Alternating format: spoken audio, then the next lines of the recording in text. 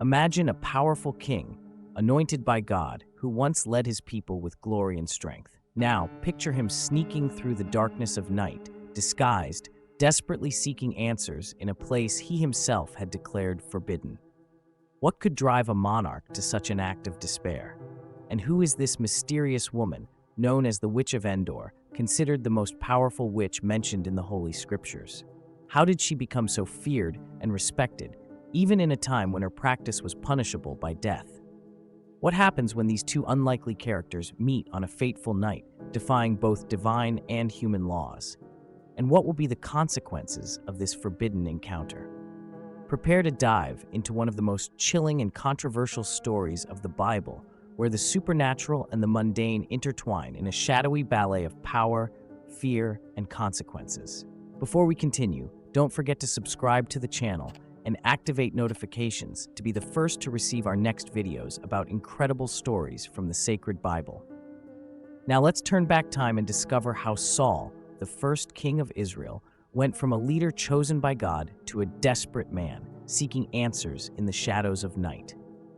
Imagine a young shepherd tending to his flocks on the hills of Gibeah. This is Saul, son of Kish, from the tribe of Benjamin. His destiny was about to change drastically, from a simple life to the throne of Israel. The people of Israel cried out for a king, dissatisfied with the system of judges that governed them. The prophet Samuel, reluctant but obedient to God's will, was instructed to anoint a king for the nation. And who did God choose? None other than Saul, the young shepherd. Samuel poured oil on Saul's head, declaring him God's chosen one to lead Israel. The Spirit of the Lord came upon Saul, transforming him into another man, from shepherd to king in an instant. In the first years of his reign, Saul proved to be a strong and capable leader. He led Israel to military victories against their enemies, including the Amalekites and the Philistines. The people rejoiced with their new king, seeing in him the answer to their prayers. But power has a way of corrupting even the purest hearts. Slowly, Saul began to stray from the ways of God. His first major transgression came when, impatient and pressured by the Philistine threat, he offered a sacrifice to God, a task reserved only for the priests. Saul's story teaches us how even the chosen ones can make mistakes, but you don't have to make the same mistakes. In the pinned comment, find the link to the Christian Survival Manual. This guide is your defense against the spiritual traps of today's world. Click the link and download it now, as it may disappear at any moment. Now, let's continue and see how Saul's decline led to even darker consequences. Samuel confronted Saul, warning him, "You have acted foolishly. Bruh, you did not obey the command that the Lord your God gave you." But this was only the beginning of Saul's downfall. The final blow came during the war against the Amalekites. God ordered the complete destruction of the Amalekites and all their possessions. But Saul, driven by greed and a desire to please the people, spared King Agag and the best of the flocks. When Samuel arrived, Saul tried to justify his actions, but the prophet did not accept his excuses. With cutting words, Samuel declared, "Why did you reject the word of the Lord? He also rejected you as king." From that moment on, the Spirit of the Lord departed from Saul. In its place, an evil spirit began to torment him. The once proud and confident king became a tormented man, full of jealousy and paranoia. To make matters worse, God chose a new king for Israel, the young David. David's rise and his success in battles only fueled Saul's envy and resentment. The fallen king spent his last years persecuting David, trying to kill him while battling his own inner demons. But Saul's story is not over yet. He will soon face his greatest crisis, leading him to make a decision that will seal his fate once and for all. At that time, in Israel, there was a dark practice that spread like a whisper in the darkness: necromancy. This forbidden art involved communication with the dead, divination of the future, and the use of occult powers. For many, it was an irresistible temptation, a promise of knowledge and power beyond mortal reach. However, God's law was clear and inflexible. In the book of Leviticus, chapter 20, verse 27, it is written, "The person who consults mediums or spirits must be stoned. They are to be put to death. Their blood will be on them." Saul, in his early years as king, showed great zeal in fulfilling this divine law. With an iron fist, he launched a fierce campaign against all practitioners of these forbidden arts. Mediums, fortune-tellers, necromancers, all were persecuted and expelled from the lands of Israel. The king's order was clear: there would be no place for sorcery in Israel. This persecution was not just a matter of obedience to the law. It was a declaration of faith and loyalty to the God of Israel. Saul was determined to purify the land, to eliminate any trace of pagan practices that could corrupt his people. But as always happens, some resisted. The most powerful and skilled among the mediums and fortune-tellers found ways to continue their practices in secret. They hid in remote caves, in forgotten villages, always one step ahead of the king's soldiers. Among these survivors was a woman whose name history did not record, but who became known simply as the Witch of Endor. Her reputation grew in whispers and rumors. It was said that she had the power to summon even the most powerful spirits, that her gift was unparalleled throughout the land of Israel. While Saul continued his campaign of purification, the medium of Endor perfected her skills in the underground. She became a living legend, sought out by those desperate enough to risk everything for a word from beyond. Little did Saul know that his zeal to eradicate sorcery would eventually lead him directly into the arms of the very thing he most feared and despised. The irony of fate was about to unfold in a way no one could predict. And you? Have you ever wondered what would drive a person to seek answers in the world of the dead? What kind of despair could make someone risk everything for a glimpse of the future? Comment below. Get ready, because we're about to delve even deeper into this dark story, where a king's despair will meet a medium's hidden power, on a night that will change the course of Israel's history forever. The king's despair, the looming battle against the Philistines. The scene was grim for the kingdom of Israel. The Philistines, implacable enemies, had gathered their forces in alarming numbers. Their armies spread across the valley of Jezreel like a black tide, threatening to engulf everything in their path. Saul's heart, once filled with courage, now trembled with fear. Imagine the scene: King Saul standing atop a hill, observing the enemy camp. His weary eyes likely scanned the countless tents and bonfires of the Philistines. Perhaps the distant sound of weapons being sharpened and war songs echoing in the night air could be heard, constantly reminding him of the imminent danger. Saul gathered his advisors and generals. The discussions were heated, opinions divided. Some argued for a strategic retreat, others for a surprise attack. But Saul knew, deep in his tormented heart, that no human strategy would be enough against such overwhelming force. The king spent sleepless nights, tormented by nightmares of defeat and death. He saw his kingdom in flames, his people enslaved, everything he had built reduced to ashes. And in every dream, the figure of David, his anointed rival, loomed like a shadow, ready to take his place. Desperately seeking divine guidance, Saul sought the Lord. He prayed, fasted, offered sacrifices. But the heavens remained silent. No prophetic dreams, no visions, no word from the Lord reached him. It was as if God had turned his back on his chosen king. God's silence was deafening to Saul. He, who had once been full of the Spirit of the Lord, now felt abandoned, an empty vessel. The absence of the divine voice was a constant reminder of his fall, his failures, his rejection. In his anguish, Saul cried out for the prophet Samuel. But Samuel, his former mentor and confidant, had passed away. The only man who could have offered comfort and guidance in such dark times was no longer among the living. The pressure on Saul was overwhelming. His army looked to him for leadership, his people expected protection, and his enemies awaited the moment to attack. Every passing hour brought the battle closer, and with it, the possible destruction of everything Saul loved. It was at this moment of profound despair that a dangerous thought began to form in Saul's mind. If God would not answer, if Samuel was no longer alive to advise him, perhaps there was another way, a path he himself had forbidden, a path he knew was against God's will. The idea terrified him and attracted him at the same time. Consulting the dead, seeking guidance in the world of shadows, it was everything he had fought against during his reign. But now, with his kingdom on the brink of collapse and no other apparent options, the temptation grew stronger. Saul was about to cross a line from which there would be no return. Night fell over Israel like a heavy cloak, concealing the stealthy movements of three figures slipping away from the royal encampment. In the lead walked a tall man. It was Saul, the king of Israel, now unrecognizable in his simple peasant garb. He was disguised. Accompanying him, two of his most loyal servants, chosen for their discretion and courage. They followed their master in silence, exchanging worried glances in the shadows. Their destination? The small village of Endor, where the most powerful witch in all the land was said to reside. The journey was dangerous, not only because of the risk of being discovered by the Philistines, whose camps were not far away, but also by the people of Israel themselves.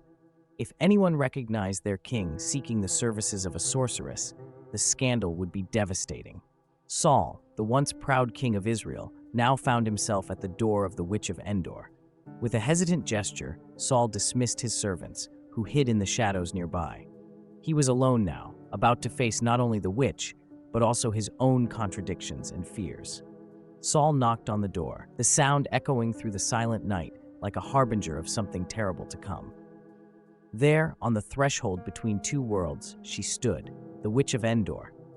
She was not the gruesome witch of children's tales, but a middle-aged woman with piercing eyes that seemed to see beyond Saul's disguise. Her face was marked by lines of worry and wisdom, and her graying hair was tied back in a messy bun.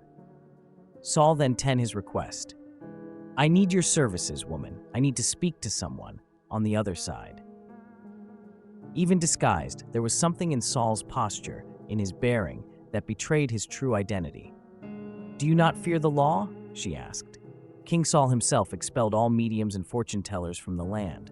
"Why should I risk my life to help a stranger?" Saul must have felt a chill run down his spine.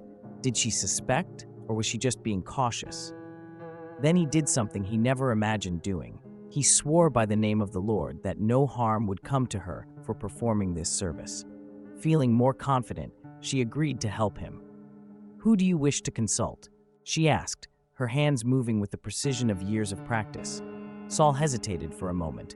It was his last chance to give up, to turn back, but despair spoke louder. "Samuel," he replied, "I want to speak to the prophet Samuel." At that moment, she understood who she was dealing with. Fear and anger crossed her face in quick succession. "Why did you deceive me?" she shouted, backing away. "You are Saul. You came to arrest me, to kill me?" Saul calmed her, reaffirming his promise that no harm would befall her. He asked her to proceed with the invocation. With those words, the medium of Endor began her preparations to summon the spirit of Samuel. In the medium's house in Endor, Saul waited as the woman performed her practice. The king asked, "What do you see?" The woman said, "I see a spirit rising from the earth." Saul, anxious and fearful, asked, "What form does he have?" The medium replied, her voice a reverent whisper, "An elder is coming up, and he is wrapped in a cloak." At that moment, Saul knew. It was Samuel, his mentor, the man who had anointed him king so many years ago. And then, to the astonishment of all present, a voice echoed in the room. It was not the medium's voice, but a deep, authoritative, and unmistakable voice. It was Samuel's voice. "Why have you disturbed me, making me rise?" Samuel's voice resonated, heavy with disapproval. Saul, still prostrate, replied with a choked voice, "I am deeply distressed. The Philistines are at war against me, and God has turned away from me.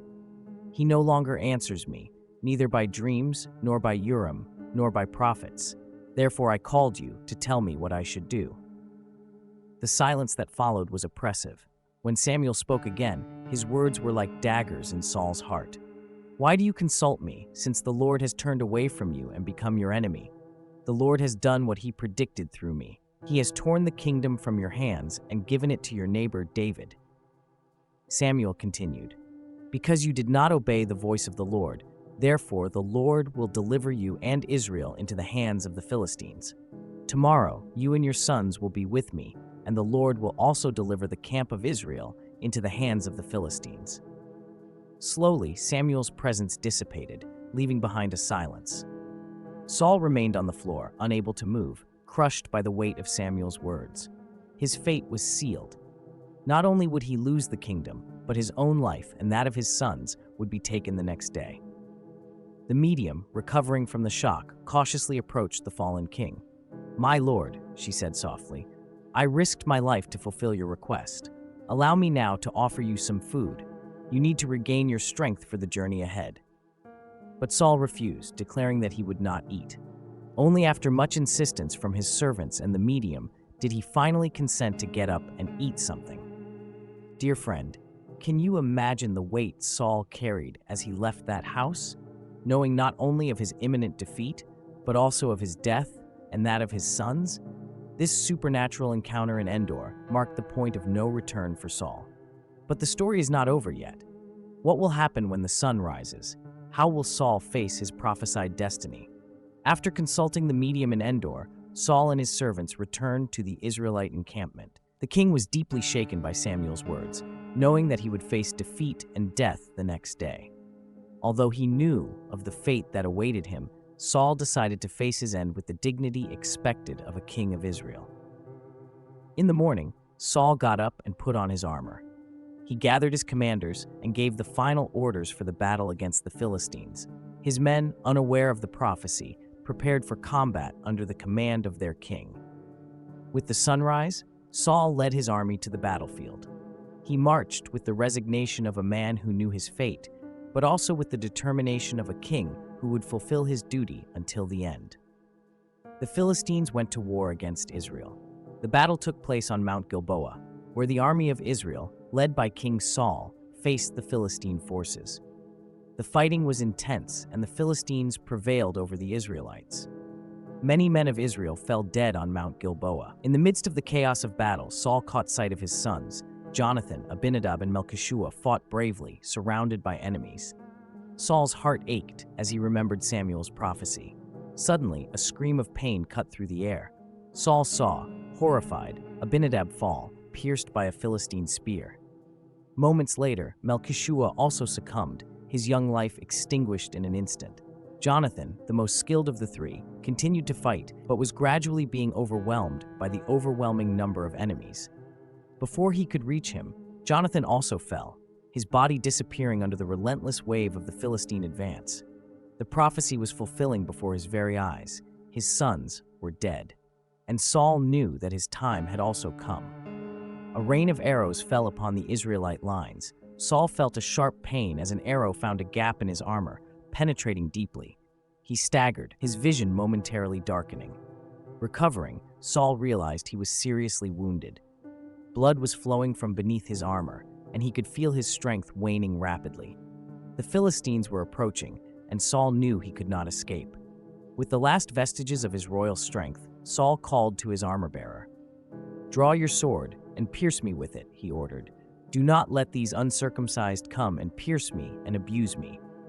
The armor-bearer, horrified by the request, hesitated. He could not conceive of taking the life of his king.